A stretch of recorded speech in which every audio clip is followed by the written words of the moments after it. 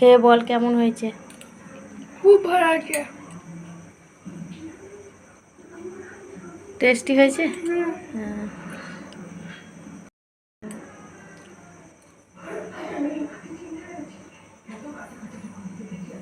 নমস্কার বন্ধুরা, আমার বাংলা রান্নাঘরে সকলকে জানাই স্বাগত। আজকে আমি মাশরুমের মশলা কারি রেসিপি একটা আপনাদের সাথে শেয়ার করব। তো আপনারা পুরো রেসিপিটা দেখবেন। তো চলুন রেসিপিটা শুরু করি। মাশরুমের মশলা কারি করার জন্য 2 প্যাকেট মাশরুম নিয়ে নিয়েছি। এবার মাশরুমের প্যাকেটগুলো কেটে নেব।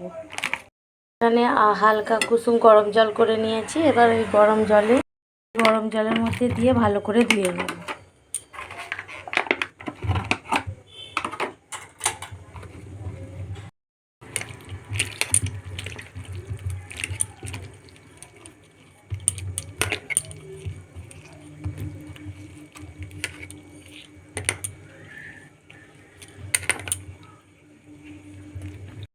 ভালো করে ধুয়ে নিয়েছি। এবার শুকনো কাপড়ে করে মুছে নেব।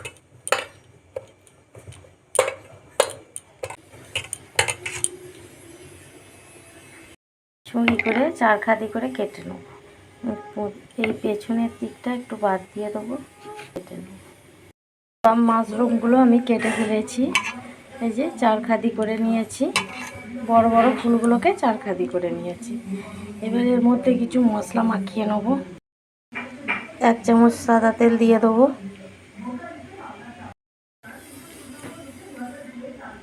কাশ্মীরি লঙ্কার গুঁড়ো দিয়ে দেবো, হলুদ গুঁড়ো দিয়ে দেবো, লবণ দিয়ে দেবো, গরম মশলার গুঁড়ো দিয়ে দেবো। দিয়ে সব কিছু একসাথে মাখিয়ে নেব।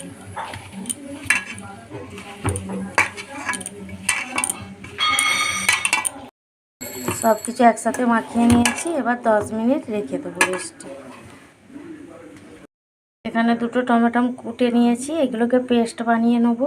মিক্সির মধ্যে দিয়ে দেবো। এখানে পেঁয়াজ আর কাঁচা লঙ্কা কুচিয়ে নিয়েছি। এবার কাজুগুলোকে শিলেতে বেটে নেব। কাজুটা বেটে নিয়েছি। গ্যাস জেলে কড়া বসিয়ে দিয়েছি। কড়াটা গরম করে কড়ার মধ্যে সাদা তেল দিয়ে দেবো। কড়া গরম হয়ে গেছে, কড়ার মধ্যে সাদা তেল দিয়ে দেবো। তেল গরম হয়ে গেছে, গোটা জিরে দিয়ে দেবো ফোড়নে।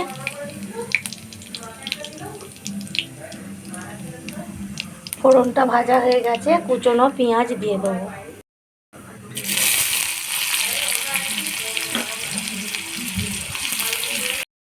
অল্প লবণ দিয়ে দেবো, দিয়ে পেঁয়াজটা ভেজে নেব।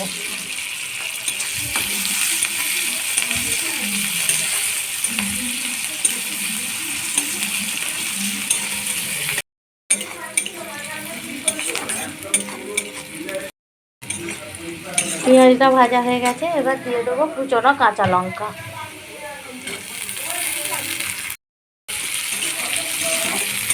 কাঁচা লঙ্কাগুলো একটু ভেজে নেব।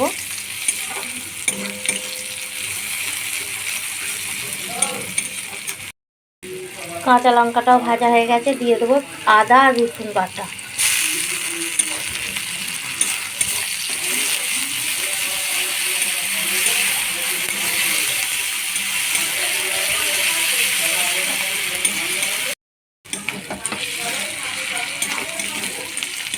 আদা রসুনটাও ভাজা হয়ে গেছে, এবার দিয়ে দেবো হলুদ গুঁড়ো আর কাশ্মীরি লঙ্কার গুঁড়ো।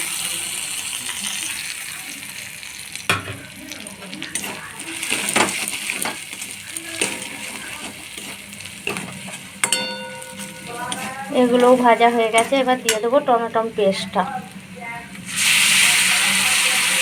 দিয়ে ভালো করে কষে নেবো যতক্ষণ না টমেটোর কাঁচা গন্ধটা যায়, ততক্ষণ পর্যন্ত এই মশলাটাকে কষে নেব।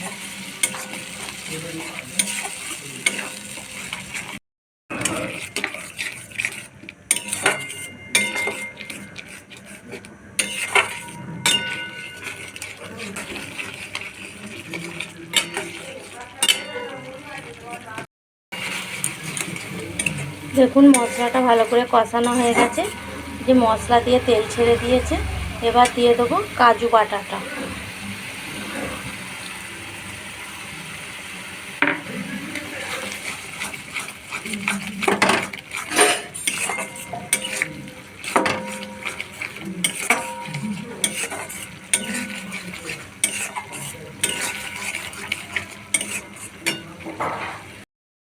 কাজু বাটাটা দিয়েও একটু কষে নিয়েছি।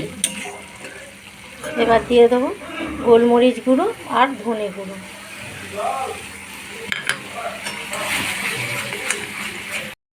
দিয়েও একসঙ্গে সব কিছু এবার কষে নেব।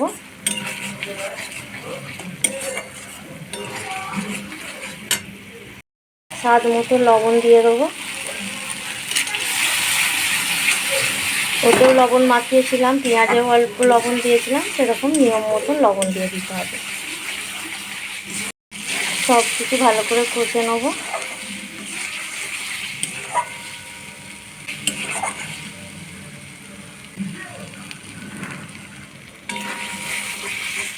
দেখুন সব কিছু মশলা কষানো হয়ে গেছে আর মশলা দিয়ে তেল ছেড়ে দিয়েছে। এবার দিয়ে দেবো পরিমাণ মতন জল। জল দিয়ে জলটাকে ফুটিয়ে নেব। মশলাটা ফুটে গেছে, এবার ম্যারিনেট করা মাশরুমগুলো দিয়ে দেবো।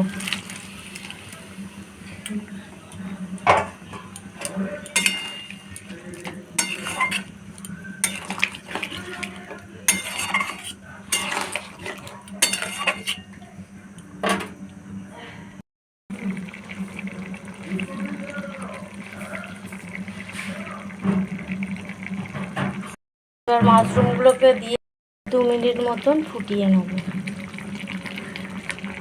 1 চামচ চিনি দিয়ে দেবো। মেথি পাতা দিয়ে দেবো। অল্প করে গরম মশলা দিয়ে দেবো।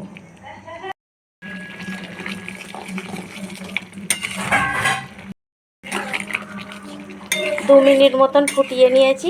এবার সব শেষে ধনে পাতা দিয়ে নামিয়ে নেব।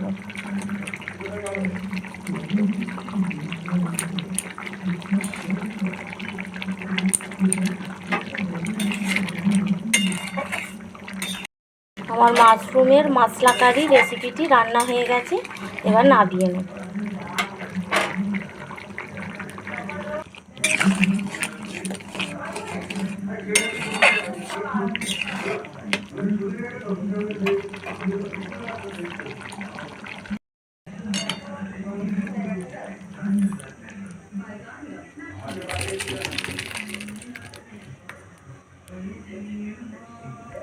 তাহলে বন্ধুরা আমার মাশরুমের মশলা কারি রেসিপিটি কেমন হয়েছে?